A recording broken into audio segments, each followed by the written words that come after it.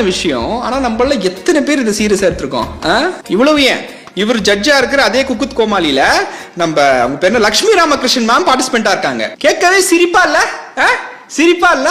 நீங்க நல்லா யோசிச்சு பாத்தீங்கன்னா தெரியும். ஒரு 2-3 இயர்ஸ் பேக் 2 இயர்ஸ் பேக் நம்ம வனிதா அக்கா வந்துட்டு பீட்டர்ன்ற ஒருத்தரை வந்துட்டு ரீமேரேஜ் பண்ணாங்க இல்லையா? He's no more now. Okay, rest in peace. அவர் ரீமேரேஜ் பண்ணாங்கல்ல, அந்த போட்டோஸ்லாம் வந்துச்சு இல்லையா? அதுக்கு இதே லட்சுமி ராமகிருஷ்ணன் எவ்வளவு டென்ஷன் ஆனாங்க.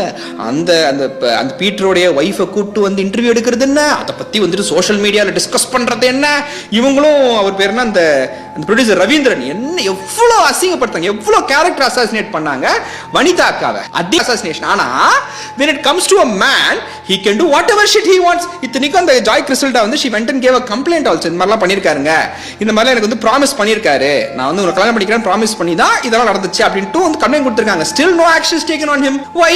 Because he's a man and he is very powerful. என்னடா நியாயம் இது?